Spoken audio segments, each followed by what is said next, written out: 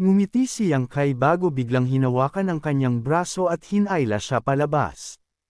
Anong ginagawa mo? Bitawan mo ako, sigaw ni Yanner habang nagpupumiglas. Kumunot ang noo ni Yang Kai. Kapag sumigaw ka pa, papatumbahin kita. Agad na tahimik si Yanner, ngunit pilit pa rin siyang kumikawala. Sa kasamaang palad, napakalayo ng agwat ng lakas nila. Wala siyang nagawa kundi magpahila hanggang sa pintuan. Ano ba talaga ang gusto mong gawin? Halos maiyak niyang tanong. Ibabalik kita kay Dong Qinggan. Sigurado akong hindi pa siya umaalis. Huwag. Natatarantang sigaw ni Yanner. Hirap na hirap akong makatakas. Kapag ibinalik mo ako, tapos na ako. Ngumiti si Yang Kai. Kung ganoon, sabihin mo ang totoo. Sige na, sasabihin ko na. Doon lamang siya binitawan ni Yang Kai. Masama siyang tumingin dito habang hinihimas ang namumulang pulsuhan bago muling umupo sa kama na nakanguso. Magsalita ka. Kapag nagsinungaling ka pa, ihahatid talaga kita pabalik. Ako mismo ang nakarinig, maingat na sagot ni Yanner habang palihim na inoobserbahan ang reaksyon ni Yang Kai. Nang makita niyang lumalamig ang mukha nito, agad siyang nagdagdag, hindi ako nagsisinungaling. Totoo talaga, tumawa si Yang Kai. At paano mo naman nagawang makinig ng hindi napapansin? Lihei realm ka pa lang. Imposibleng hindi ka napansin ng Wind and Cloud Twin Guards. Habang nag-uusap sila noon ni Dong Qinggan, mahigpit na binabantayan ng dalawang matandang tagapagbantay ang paligid.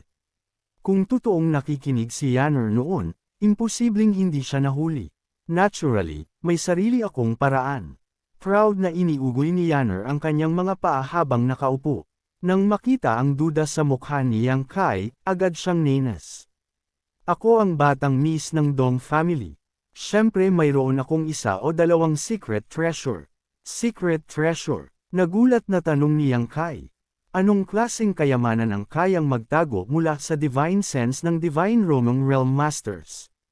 At hindi ordinaryong eksperto ang Wind and Cloud Twin Guards. Nasa late stage Divine Romong Realm pa ang mga ito. Napagtanto ni Yanner na may nasabi siyang hindi dapat. Nag-alangan siyang tumingin kay Yang Kai bago bumulong, ipapakita ko, pero huwag mong aagawin. Hindi napigilan ni Yang Kai ang mapangiti. Tahimik siyang tumango. Maingat na inilabas ni Yanner mula sa kanyang dibdib ang isang lumang jade pendant. Agad itong sinuri ni Yang Kai.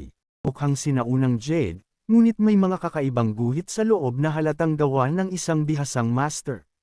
Nang lagyan ni Yanner ng origin chi ang jade, agad naglaho ang kanyang aura. Kumunot ang noo ni Yang Kai. Hindi mo pa naaabot ang Divine Romong Realm kaya hindi mo lubos mauunawaan, paliwanag ni Yanner. Pero dahil dito kaya kung magtago mula sa dalawang matandang iyon. Habang nagsasalita siya, ginamit ni Yang Kai ang kanyang divine sense. Ngunit kahit ilang beses niyang siyasatin ang lugar, wala siyang maramdaman.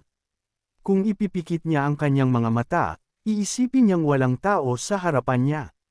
Napakakakaiba ng secret treasure na ito. Itago mo na, seryosong sabi ni Yang Kai. At huwag mo itong ipapakita basta-basta sa ibang tao. Napangiti si Yanner. Hindi ako tanga. Alam ko kung paano magtago ng kayamanan. Pagkatapos ay mabilis niyang itinabi muli ang jade. Gaano karami ang narinig mo? Tanong ni Yang Kai. Halos, lahat. Napalabas ng dila si Yanner. At ano ang alam mo ngayon? Alam kong pupunta ka sa lugar na iyon, at alam ko ring totoong pinsan kita. Hindi niya akalaing ang biro niyang pagtawag dito noon bilang, older cousin, ay magiging totoo pala. Kanina sinabi mong may paraan ka para makalapit ako roon. Totoo ba iyon? Siyempre, mabilis na tango ni Yanner. Pero hindi ko sasabihin ngayon. Agad natawa si Yang Kai. May kondisyon. Kapala. Ano iyon? Huwag mong hayaang ibalik ako ng kuya ko. Napabuntong hininga si Yang Kai. Alam niyang palihim na tumakas si Yanner. At malamang kaya narito si Dong Qinggan sa Medicine King Valley ay dahil hinahanap niya ito. Kung tutusin, hindi niya dapat pakialaman ang problema ng Dong family. Ilang araw pa lamang ang nakalipas mula nang muntik nang mapahamak si Yanner. Kapag may nangyari rito, siguradong hindi siya patatawarin ng Dong family. Older cousin, mahinang sambit ni Yanner habang hinahawakan ang kanyang braso. Nasasakal na ako sa bahay. Gusto ko lang maglibot sandali. Uuwi rin ako pagkatapos ng ilang araw, kaya huwag mo muna akong isumbong, okay? Nanatiling tahimik si Yang Kai. Paulit-ulit siyang nagmakaawa hanggang sa tuluyan na siyang mawalan ng pasensya. Kapag hindi mo ako tinulungan, isisigaw ko sa buong mundo na ikaw ang batang master ng Yang family. Napahawak na lamang si Yang Kai sa noo. Kung ibang tao ang nagbanta sa kanya ng ganito, matagal na niya itong pinatay para patahimikin. Ngunit si Yanner, hindi niya magawa. Pagkatapos mag-isip sandali, nagsalita siya. Kailangan ko pa ring ipaalam kay Dong Qinggan kung nasaan ka. Agad tumalon si Yanner sa galit.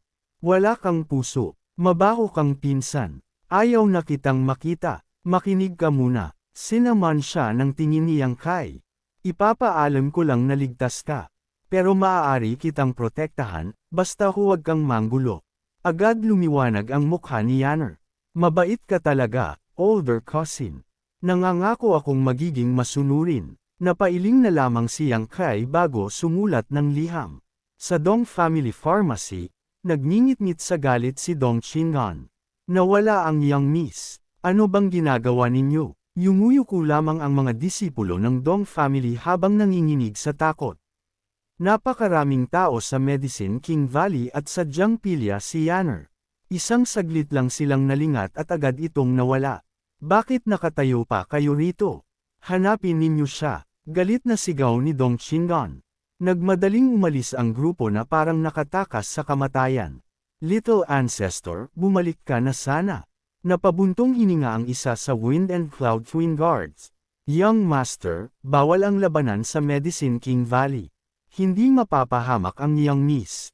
Ang kinakatakot ko ay baka lumabas siya ng lambak, walang magawang sagot ni Dong Qinggan. Hindi talaga natututo ang batang iyon. Habang nag-aalala pa siya, may dumating na batang mensahero. Sino po rito si Young Master Dong? Ako. Iniabot ng bata ang isang liham. Agad itong binuksan ni Dong Qinggan at matapos basahin ay saka lamang siya nakahinga ng maluwag. Nasa kay Yang Kai ang Young Miss, mahina niyang sabi. Kung ganoon, wala nang dapat ipag-alala. Sa ipinaghanda ni Yang Kai si Yanner ng sariling silid sa tabi ng kanyang kwarto. Dahil doon, lalong tumaas ang tingin ni Yanner sa kanya. Mabait ka talaga, older cousin. Kinabukasan, dumating si Dong Qinggan upang kumpirmahin ang lahat. Matapos marinig ang paliwanag ni Yang Kai, wala siyang nagawa kundi mapait na ngumiti. Dahil sa bantang ilalantad ni Yanner ang pagkakakilanlan ni Yang Kai, wala siyang magawa rito. At kaya, napilitan siyang pabayaan muna ang kapatid. Mabilis lumipas ang mga araw. Sa loob ng 7 o 8 araw, halos puro cultivation lamang ang ginawa ni Yang Kai. Kahit maraming martial artists sa Medicine King Valley, nananatiling makapal ang Heaven and Earth spiritual chi rito kaya magandang lugar ito para magsanay. Paminsan-minsan ay kinakaladkad siya ni Yanner upang mamasyal. Isang araw, bago pa sumikat ng tuluyan ang araw, biglang sinipa at bumukas ang pinto ng silid ni Yang Kai.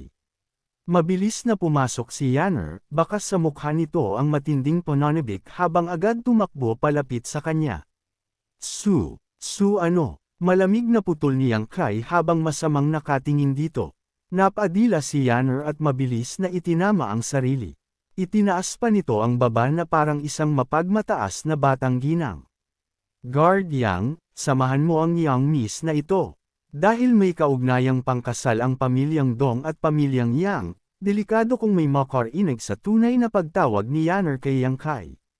Kapag nagkataon, madaling mahuhulaan ng iba ang tunay niyang pagkakakilanlan. Kaya napagdesisyonan nilang magkunwaring tagapagbantay lamang si Yang Kai ni Yanner. Sinulyapan ni Yang Kai ang kalangitan sa labas bago walang ganang nagsalita. Maglaro ka mag-isa, hindi kita sasamahan ngayon. Hindi naman nena si Yanner. Sa halip ay napangiti lamang ito. Guard Yang, ayaw mo bang makapasok doon? Bahagyang nagbago ang ekspresyon ni Yang Kai. Ngayon na ba? Ilang araw na niyang tinatanong si Yanner kung paano siya makakalapit sa Pil Saint Kick, ngunit palaging sinasabi nitong hindi pa tamang oras. Ngayong siya mismo ang nagbanggit nito, agad na nabuhayan ng pag-asa si Yang Kai. Ngumisi si Yanner habang nakataas ang kilay. Kaya sasamahan mo ba ang young miss na ito? Walang pag-aalinlangang bumangon si Yang Kai. Sa bayan ng Medicine King Valley, mabilis na sumisingit si Yanner sa makapal na tao na parang isdang lumalangoy sa tubig. Kasunod naman niya si Yang Kai, nakasuot ng simpleng kasuotang pangbantay, nakapamaywang sa likod at seryoso ang mukha. Sa unang tingin pa lamang, halatang isa siyang tagasunod ni Yanner. Pagdating nila sa silangang bahagi ng bayan, kapansin-pansing namula ang mukha ni Yanner dahil sa kaba at excitement. Maging ang mabilis nitong tibok ng puso ay narinig pa ni Yang Kai. Napansin ni Yang Kai na napakaraming tao ang nagtipon doon. Lahat sila ay may bird-adong talulot ng bulaklak sa dibdib, may isa, may dalawa, at may kulay gintong, pilak, o puti. Lahat sila ay mga alchemist. Karamihan ay earth grade low o medium grade alchemist, at mayroon ding ilang mortal grade. Hindi bababa sa 200 katao ang nagtipon, maingay at puno ng pananabik. Mula sa kung saan ay kumuha si Yanner ng isang pilak na badge na may isang talulot at ipinaskil ito sa dibdib. Pagkatapos ay buong pagmamalaking iniangat ang dibdib. Para bang nais nitong isiga sa buong mundo na isa siyang mortal grade medium grade alchemist. Bahagyang napakunot no si Yang Kai. Anong balak mo? Hintayin mo lang. Kung makakapasok ka o hindi, dito malalaman, seryosong sagot ni Yanner. Tahimik na inilabas ni Yang Kai ang kanyang divine sense upang pakinggan ang usapan ng mga alchemist sa paligid. Makalipas ang ilang sandali, naging kakaiba ang kanyang ekspresyon. Ang mga taong nagtipon dito ay dumating mula sa iba't ibang lugar upang maging disciple ni Elder Xiao Fusheng ng Cloud Concealment Peak at matutunan ang sining ng alchemy. Napatingin siya kay Yanner. Pupunta ka rito para mag-apprentice. Ngumiti ng malawak si Yanner. Siyempre, si Master Xiao mismo ang tatanggap ng disciples. Isang beses lang mangyari ang ganitong oportunidad sa loob ng 1,000 taon. Kaya nga ako palihim na tumakas sa bahay. Pagkatapos ay kaawa-awang tumingin ito kay Yang Kai. Guard Yang, hindi mo ako isusumbong sa kuya ko, di ba? Ang gusto ko lang malaman ay kung paano nito matutulungan ang pakay ko. Ang Cloud Concealment Peak ay malapit lang doon, makahulugang sabi ni Yanner. Kapag nakapasok ka, biglang naunawaan ni Yang Kai. Kung makakapasok siya sa Cloud Concealment Peak, posible niyang mahanapan ng pagkakataong makalusot patungo sa Pil Saint Peak. 2 bundok lang ang pagitan ng mga ito. Pero wala akong alam sa alchemy. Napahadjejek si Yanner. Hindi naman siguro basta-basta ang test ni Master Xiao. Kahit walang alam sa alchemy, baka may pag-asa pa rin. Depende lang sa aptitude mo. Marahang hinayla ni Yanner ang manggas ni Yang Kai. Tingnan mo kung gaano karami ang ginawa ko para sa'yo. Kaya huwag mo akong isumbong, okay? Kapag naging disciple ako ni Master Xiao, karangalan yun para sa pamilya namin. Walang emosyon namang sagot ni Yang Kai. Makapasok ka muna bago tayo mag-usap. Sigurado akong makakapasa ako. Puno ng kumpiyansang sabi ni Yanner. Matagal akong naghanda para rito. Ang tanong, ikaw kaya? Napailing na lamang si Yang Kai. Hindi niya inasahan na ito pala ang paraan na sinasabi ni Yanner. Maganda ang plano, ngunit wala siyang kumpiyansa sa sarili. Hindi pa niya kailanman nasubukan ang alchemy. Pero dahil narito na siya, wala na siyang magagawa kundi sumubok. Habang lumilipas ang oras, lalo pang dumami ang mga alchemist. Halos lahat ay may halong kaba at pananabik sa mukha. Ang iba pa nga ay may halatang pagsamba kay Xiao Fusheng. Mula sa mga usapan nila, marami ring nalaman si Yang Kai. Isa si Xiao Fusheng sa pinakamalalakas sa 10 elder ng Medicine King Valley. Mas mataas pa raw ang kanyang kakayahan sa alchemy kaysa mismong Valley Master. Isa siya sa iilang Heaven Grade High Grade Alchemist sa buong mundo. At sa itaas ng Heaven Grade ay ang maalamat na Spirit Rank, isang antas na wala pang nakakarating. Buong buhay na inilaan ni Xiao Fasheng sa alchemy. Hindi ito nag-asawa o nagkaroon ng anak, at kailanman ay hindi tumanggap ng disciple. Kaya nang kumalat ang balitang kukuha siya ng disciples ilang buwan na ang nakalipas, nagulantang ang buong mundo. Maging ang 8 dakilang pamilya ng Central Capital ay nagtangkang magpadala ng sarili nilang mga alchemist, ngunit lahat ay tinanggihan. Ngayong araw lamang magaganap ang pagsubok na itinakda ni Xiao Fasheng. Isang kondisyon lamang ang mayroon. Kailangang wala pang 25 taong gulang. Kaya lahat ng naroon ay mga kabataang alchemist. Nang sumapit ang tanghali, biglang umugang ang paligid. Dumating na ang mga disciple ng Medicine King Valley. Hindi sila direktang disciples ni Xiao Fasheng, kundi mga alchemist mula sa ibang peak na inatas ang mga siwa sa pagsusulit. Sa unahan ay may mataas na entablado. Tumalon dito ang 4 na disciple. Ang nangunguna ay isang malamig at seryosong lalaki na may berdang 3 gintong talulot sa dibdib. Si Qin Zi iyon. Hindi pa umaabot ng 35 pero heaven grade high grade alchemist na. Sinasabi nilang siya ang magiging susunod na Valley Master. Huminto si Qin Zi sa gitna ng entablado at inilapag ang malaking medicine jar. Pagkatapos ay malamig niyang sinulyapan ang lahat. Ngayon, ayon sa utos ni Junior Marshal Uncle Xiao, magsasagawa tayo ng pagsusulit upang tumanggap ng disciples para sa Cloud Concealment Kick. Walang paligoy-ligoy ang kanyang pananalita. Binuksan niya ang takip ng medicine jar. Kaagad na kumalat ang kakaibang halimuyak ng gamot. Nang maamoy ito ng mga tao, tila lumino ang kanilang isipan. Napakasimple ng test, sabi ni Qin Zi. May mga medicinal pill dito na personal na ginawa ni Junior Marshal Uncle Xiao. Kung nais ninyong makapasok sa Cloud Concealment Kick, umakyat kayo rito, kumuha ng isang pill, kainin ito, at i-refine ang medicinal effect. Kapag walang naging problema, pasado kayo. Pagkatapos magsalita ay umatras siya. Tahimik na nagkatinginan ng mga tao. Walang sinumang nang ahas maunang umakyat. Lahat ay alam na hindi magiging simple ang pagsusulit ni Xiao Fasheng. Matagal ang katahimikan bago may nagtanong. Anong klaseng pill ito? Ngumisi ng malamig ang isa sa mga disciple ng Medicine King Valley. Poison pill. Agad na nagkagulo ang buong lugar. Hindi nila inaasahang lason pala agad ang ipapainom sa kanila. Malamig na muling nagsalita si Qin Zi. Hindi ito nakakamatay. Ngunit kung kulang ang aptitude ninyo, manghihina kayo ng 3 hanggang 5 buwan matapos itong inumin. Nang marinig na hindi ito nakamamatay, bahagyang kumalma ang ilan. Pagkatapos ng ilang sandali, may isang lalaking biglang tumalon sa entablado. Susubukan ko. Ako rin. Dahil may nanguna na, marami agad ang sumunod. Mahigit 100 ng tao ang mabilis na umakyat. Ito na, sabi ng disciple habang itinuro ang medicine jar. Isa-isang kumuha ng medicinal pill ang mga kalahok at isinubo iyon. Simulan ninyo ang refinement. Agad na umupo ng naka-cross-legged ang mga ito habang pinapaikot ang kani-kanilang cultivation technique. Samantala, ang daan-daang tao sa ibaba ng entablado ay nakatitig ng mabuti, walang gustong makaligtaan kahit isang detalye.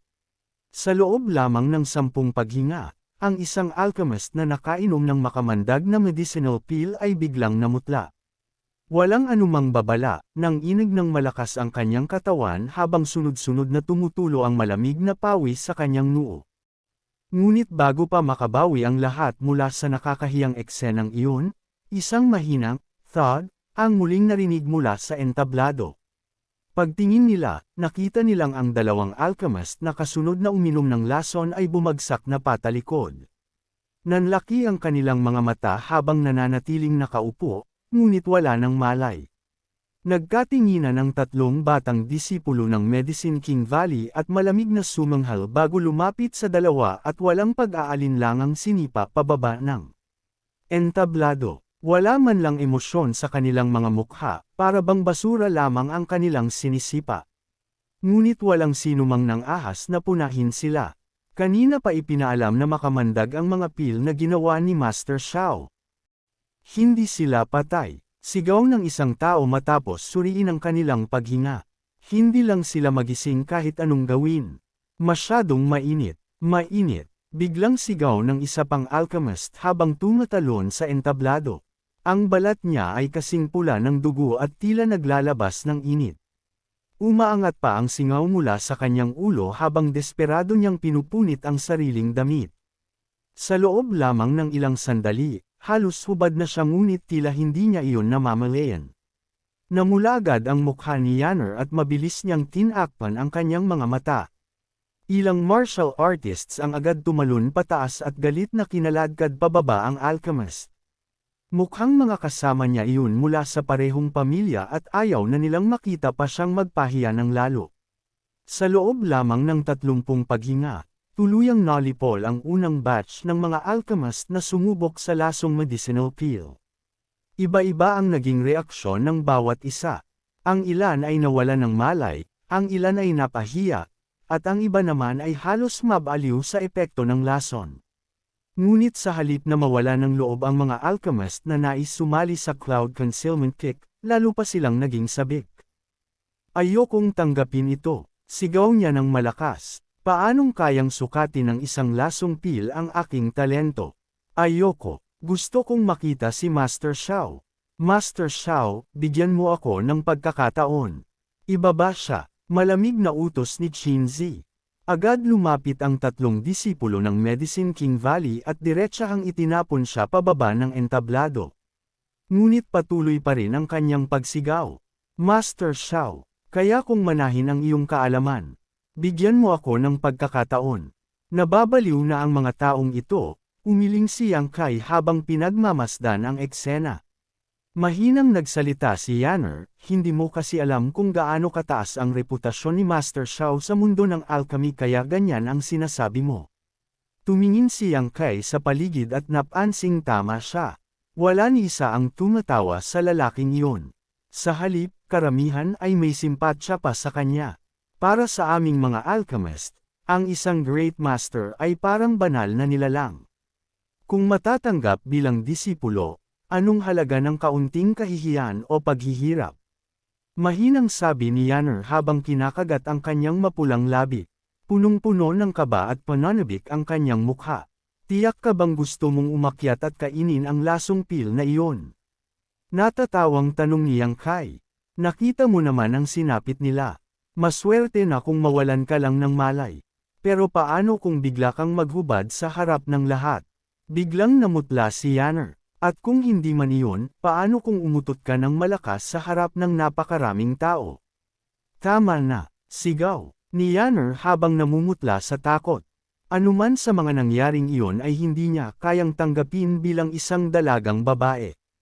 Kapag nangyari iyon, habang buhay siyang mapapahiya, masama niyang tinitigan si Yang Kai at iwinasiwas ang maliit niyang kamao.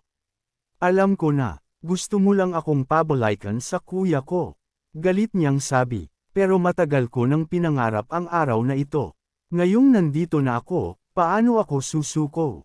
Pagkatapos ay bahagyang hamina ang kanyang boses. Kung talagang mangyari ang sinabi mo, siguraduhin mong agad mo akong ilalayo rito. Bahagyang umiling si Yang Kai. Alam niyang desidido na si Yanner at wala nang saysay ang pangungumbinsi. Biglang nagkaroon ng kaguluhan sa gitna ng mga tao. Isang Earth-grade high-grade alchemist. Hindi ba't si Wang Qiren iyon? Ang alchemy genius ng Wang family. Nandito rin pala siya. Kung siya, baka may pag-asa talagang makapasa. Tingnan mo rin iyon, isang Earth-grade medium-grade alchemist mula sa Xiong family. At mayroon ding mula sa Chang family. Sa wakas kikilos na ang mga tunay na eksperto. Ang mga umakyat sa entablado ngayon ay pawang mga batang alchemist mula sa malalaking pamilya at makapangyarihang puwersa. Dumating sila rito para manahin ang kaalaman ni Xiao Fasheng. Pag-akyat nila sa entablado, magalang muna silang yumuko kay Qinzi bilang pagpupugay bago isa-isang lumapit sa lalagyan ng pil. Brother Wang, ikaw na ang mauna, nakangiting sabi ng alchemist mula sa Chang family. Ikaw lang sa amin ang Earth-grade high-grade alchemist. Tumango si Wang Qiren at ngumiti. Kung ganoon, hindi na ako magpapakumbaba. Matapos magsalita, humarap pa siya sa direksyon ng Cloud Concealment Peak at magalang na yumuko bago kumuha ng isang lasong medicinal pill at diretsahang isinubo ito. Pagkatapos ay umupo siya sa gilid at nagsimulang pinuhin ang epekto ng gamot. Kitang-kita sa kanyang kilos ang matinding kumpiyansa. Pinanood siya ng 3 disipulo ng Medicine King Valley at lihim na ngumisi. So what kung Earth Grade High Grade Alchemist siya? Lihim nilang naisip. Kahit Heaven Grade Alchemist pa ang uminom nito, kung kulang ang talento niya, hindi niya kakayanin. Isa-isa ring nilunok ng iba pang alchemist ang lasong pill bago umupo upang simulan ang pagpipino. Tahimik na nanood ang buong lugar. Halos pigilin ng lahat ang kanilang paghinga habang hinihintay ang resulta. Talagang kahanga-hanga ang mga alchemist mula sa malalaking pamilya. Ang mga naunang sumubok ay hindi man lang umabot ng kalahating tasa ng tsaa bago bumagsak. Ngunit ang grupong ito ay umabot muna ng 1 buong tasa bago nagkaroon ng reaksyon. Ang unang bumagsak ay isang Earth Grade Low Grade Alchemist na biglang bumula ang bibig bago nawalan ng malay. Kasunod nito ay may isang mabilis na tumakbo pababa ng entablado habang may ilang mahihinang umutot na narinig mula sa malayo. Sunod-sunod na ring nagkaproblema ang iba. Nabigla ang lahat sa naging resulta. Hindi dahil mahina ang mga ito, kundi dahil sadyang napakahirap ng pagsubok ni Master Xiao. Matapos lumipas ang oras ng isang insenso, si Wang Qiren na lamang ang natitirang nakaupo sa entablado. Naging tensyonado ang buong lugar. Kung kahit si Wang Qiren ay mabibigo, sino pa ang posibleng makapasa? Pagkaraan ng ilang sandali, bahagyang nanginig ang katawan ni Wang Qiren at lumitaw ang mahinang itim na chi sa pagitan ng kanyang mga kilay.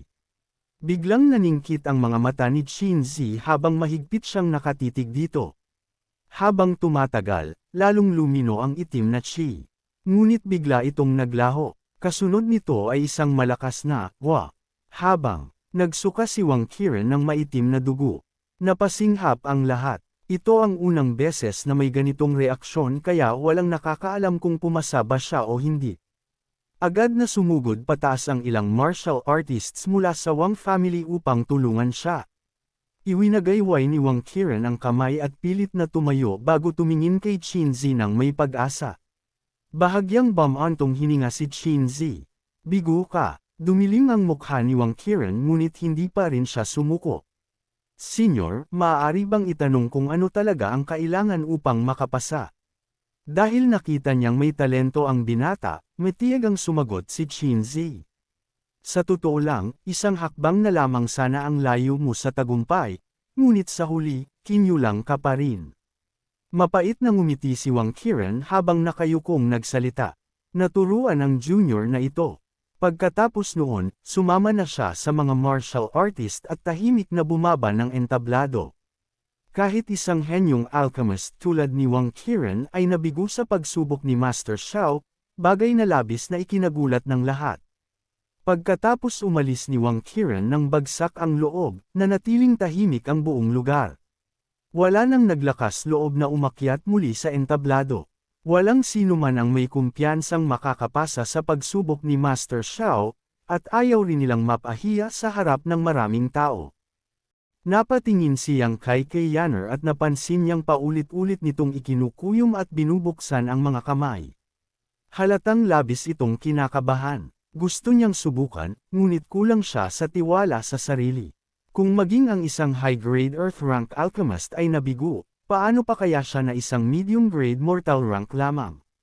Minsan, kapag pinalampas mo ang isang pagkakataon, habang buhay mo itong pagsisisihan, mahinang sabi ni Yang Kai. Bahagyang nanginig ang katawan ni Yanner. Napatingin siya kay Yang Kai, at maya-maya'y naging matatag ang kanyang mga mata. Huminga siya ng malalim. Okay, fair na. Bahagyang ngumiti si Yang Kai bago sabay silang lumundag pataas sa entablado. Nang makitang may mga tao pang naglakas loob na sumubok, sumigaw ang mga tao sa ibaba bilang pagsuporta. Nahihiyang ngumiti si Yanner, ngunit maya-maya, may nakapansin sa marka ng kanyang ranggo. Medium-grade mortal rank alchemist lang siya. Sa baba ng ranggong yan, siguradong mapapahiya lang siya. Kawawang babae. Kapag napahiya siya rito, paano pa siya haharap sa iba? Narinig iyon ni Yanner at mahigpit na kinagat ang kanyang mapulang labi ngunit nanatiling tahimik. Binibini, pakiusap, magalang na sabi ng isa. Bahagyang tumanggaw si Yanner. Huminga siya ng malalim, lumapit sa garapon ng gamot, kumuha ng poison pill, at lumingon kay Yang Kai na tila humihingi ng kumpirmasyon. Kalmadong tumanggaw si Yang Kai. Huwag kang mag-alala, babantayan kita. Kung sakaling mabaigo si Yanner, handa siyang agawin ito at ilayo upang hindi mapahiya sa harap ng lahat. Bukod sa mga disipulo ng Medicine King Valley, sina Yanner at Yang Kai lamang ang nasa entablado. Dahil nakabihis si Yang Kai na parang isang tagapaglingkod, hindi siya agad pinansin ng mga disipulo. Muling huminga ng malalim si Yanner bago lunukan ang poison pill. Pagkatapos ay umupo siya ng cross-legged upang simulang pinuhin ang epekto ng gamot. Samantala, nakatayo si Yang Kai sa tabi habang nakapamaywang ang mga kamay sa likuran, matalim ang tingin habang binabantayan ang kalagayan ni Yanner. Lumipas ang kalahating tasa ng tsaa. Wala pa ring reaksyon. Lumipas pa ang isang buong tasa ng tsaa. Tahimik pa rin. Siya. Bahagyang naningkit ang mga mata ni Yang Kai. Lihim niyang pinakawalan ang kanyang divine sense at sinuri ang loob ng katawan ni Yanner. Natuklasan niyang mabilis na umiikot ang origin chi nito habang sinusunog ang mga dumi sa kanyang mga meridian. Malamang na iyon ang lason mula sa poison pill. Hindi pala masama ang batang ito. Nakatagal siya ng ganito. Bulalas ng isang tao sa ibaba. Sa daan-daang sumubok kanina, kakaunti lamang ang nakapagtagal ng ganito katagal, maliban sa mga alchemist mula sa malalaking pamilya. May mga mortal rank alchemist ding nagtangka noon, ngunit karamihan ay bumagsak sa loob lamang ng 10 hininga. Dahil dito, nagsimulang magbago ang tingin ng lahat kay Yanner. Paano niya nagawa iyon? Isa na naman ba itong henyong bagay sa alchemy? Hindi siya mas mababa kay Wang Qiren. Kilala ko siya. Siya ang eldest young miss ng Dong family, si Dong Qingyan. Ano? Ang panganay na binibini ng Dong family. Habang nag-uusap ang mga tao, biglang lumitaw ang maitim na chi sa pagitan ng mga kilay ni Yanner. Mabilis itong kumapal bago tuluyang naglaho pabalik sa kanyang katawan. Kasunod noon, bamuka ang kanyang bibig at nagbuga siya ng maitim na hangin. Pagkatapos noon, nagulat siyang muling iminulat ang kanyang mga mata. Biglang tumayo si Qinzi mula sa kanyang upuan.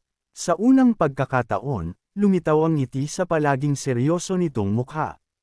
Magaling, magaling, sunod-sunod niyang papuri. Sa wakas, may nakapasa rin sa pagsubok ni Junior Marshal Uncle Xiao. Tahimik ang buong lugar, halos walang makapaniwala. Mahigit 300 alchemist ang sumubok, kabilang ang mga henyo at maging mga high-grade earth rank alchemist, ngunit lahat sila ay nabigo. Ngayon, isang medium-grade mortal rank alchemist ang nakapasa ng walang pinsala. Anong klaseng misteryo ba ang nasa likod nito? Maging si Yanner ay tuluyang natulala. Bahagyang umubo si Yang Kai. Binibini, sinasabi ng senior na nakapasa ka. Ano? Tila hindi pa rin makapaniwala si Yanner. Nagkaroon ng mainit na ngiti si Qinzi. Binibini, binabati kita. Mula ngayon, isa ka ng disipulo ni Junior Marshal Uncle Xiao. Kaya dapat kitang tawaging Junior Sister. Matagal na natulala si Yanner. Pagkatapos ay bigla siyang tumalon sa tuwa habang tinatakpan ang kanyang mukha. Namula agad ang kanyang mga mata at hindi mapigilan ang pagpatak ng luha. Napaka-sobrang biglaan ng kaligayahang dumating kaya hindi siya nakapaghanda. Matapos magpigil ng emosyon ng ilang sandali, yumuko siya. Binabati ni Yanner si Senior Brother Qin. Malakas na tumawa si Qinzi. Masyado kang magalang, Junior Sister. Isang malaking kapalaran din ng Medicine King Valley na maging disipulo ka ni Junior Marshal Uncle Xiao. Pagkatapos ng ilang magagalang na usapan, naging mas magaan ang atmosfera. Ang mga tao sa ibaba ay natulala. Kailan pa naging ganito, kabait si Qinzi. Sa tuwing nagpapagawa sila rito ng pills, palagi itong seryoso at parang may utang ang buong mundo sa kanya. Ngayon naman ay halos hindi maalis ang ngiti nito. Ibig sabihin, hindi pala ito marunong ngumiti, sadyang hindi lang sila karapat-dapat sa paningin nito noon. Dahil nakapasa ka na sa pagsusulit ni Junior Marshall Uncle, isa ka ng bahagi ng Medicine King Valley, nakangiting sabi ni Chinzi. Kapag natapos ang mga bagay rito, maaari ka nang sumama sa amin pabalik sa lambak. Kung may kailangan kang asikasuhin, gawin mo agad. Tumango si Yanner. Kailangan niyang ipaalam ito sa Dong family, ngunit alam niyang hindi na siya pipigilan ng kanyang kuya ngayon. Ang pagiging disipulo ni Master Xiao ay isang napakalaking karangalan para sa Dong family. Senior brother, mahina niyang sabi habang tumitingin kay Yang Kai. Nais ding sumubok ng bantay ni Yanner. Bantay. Bahagyang kumunat ang noo ni Chinzi habang malamig na sinulyapan si Yang Kai. Halatang mababa ang tingin nito rito. Simula pagkabata, lagi niya akong pinuprotektahan. Napatingin si Chinzi kay Yanner na tila may ibang iniisip. Malamang ay inakala nitong may espesyal na relasyon na ang dalawa. Hindi na ito nagtanong pa. Kung gusto niyang sumubok, sige. Marami pa namang poison pill si Junior Marshall Uncle Xiao. Pagkatapos ay casual nitong tinanong. Anong rango ng alchemist siya? Namula si Yanner bago maiyang sumagot. Hindi siya marunong ng alchemy. Hindi marunong. Agad sumama ang mukha ni Chinzi. Kung ganoon, bakit pa siya susubok? Akala ba niya biro lang ang alchemy? Hindi madaling makapasok sa Medicine King Valley. Kung wala siyang puso para sa alchemy, huwag na siyang mag-aksaya ng oras. Kalmadong tumingin siyang kay rito. Maaari ko bang itanong kung sinabi ba ni Senior Xiao na bawal sumubok ang hindi marunong ng alchemy? Nanlait na ngumisi si Chinzi. Hindi niya sinabi, pero kung hindi ka pa kailanman nag-aral ng alchemy, wala ka ring mararating sa landas na ito. Kung wala kang balak ayelay ang buhay mo rito, huwag kang manggulo. Bahagyang kumislap ang mga mata ni Yang Kai. Sa pagkakaalam ng junior na ito, si Master Xiao mismo ay nagsimulang matuto ng alchemy noong 26 o 27 lamang siya. 17 pa lang ako ngayong taon, 10 taon na mas bata kaysa sa kanya noon. Pagkasabi niya nito, agad nag-ingay ang mga tao sa ibaba. Sino ka para ikumpara ang sarili mo kay Master Xiao? Si Master Xiao ay ipinanganak para sa alchemy. Kahit magsimula siya sa edad na 50, magiging dakilang alchemist pa rin siya. Anong karapatan mong ikumpara ang sarili mo sa kanya? Tumahimik kayo, malamig na sigaw ni Chinzi. Agad na tahimik ang buong lugar. Matagal nitong tinitigan si Yang Kai bago tuluyang tumango. May punto ka, dahil hindi sinabi ni Junior Marshall Uncle na alchemist lang ang maaaring sumubok, kwalipikado ka rin. Kumuha ka ng poison pill. Tumango si Yang Kai. Sa gitna ng panunuya ng 3 disipulo, kumuha siya ng poison pill at diretsyong isinubo iyon. Kinabahang pinanood siya ni Yanner. Bahagyang ngumiti si Yang Kai bago maupong cross-legged sa gilid. Nang paikutan niya ang True Yang Art, agad kumalat ang nakakapasong init sa kanyang katawan. Bahagyang nagulat si Chinzi habang pinagmamasdan siya at lihim na tumango. Bagaman minamaliit niya si Yang Kai kanina, ngayon ay napagtanto niyang hindi ordinaryo ang binatang ito. Sa murang edad, nakaabot na ito sa True Essence Realm. Napakataas ng aptitude nito. Kung hindi ito mag-aaksaya ng oras sa alchemy at mag-focus sa martial Dao, tiyak na malayo ang mararating nito. Isang simpleng bantay lamang pero ganito nakalakas. Mukhang mas malalim pa kaysa inaakala ang pundasyon ng Dong family. Pagpasok ng poison pill sa tiyan ni Yang Kai, agad itong natunaw at damaloy sa kanyang mga meridian. Tunay ngang kahanga-hanga ang gamot na ginawa ng isang great master. Ngunit para kay Yang Kai, na nasa second layer ng True Essence Realm, walang saysay ang lason nito. Mabilis itong sinunog ng kanyang True Yang Yuan Qi. Pagkatapos lamang ng ilang ikot ng sirkulasyon, tuluyan nang nawala ng bisa ang lason at naging isang kumpol ng maruming hangin na umakyat patungo sa kanyang bibig. Biglang nagulat si Yang Kai. Masama ito. Si Yanner ay gumugol pa ng isang tasa ng tsaa bago makapasa at halos mabaliw na sa gulat si Chinzi. Kung siya naman ay makakapasa matapos lamang ang ilang pag-ikot ng chi, siguradong magdudulot iyon ng mas malaking kaguluhan. Masyadong mabilis. Dahil dito, pinigil niya ang maruming hangin sa loob ng kanyang bibig at kunwaring kalmado habang patuloy na umiikot ang kanyang cultivation technique.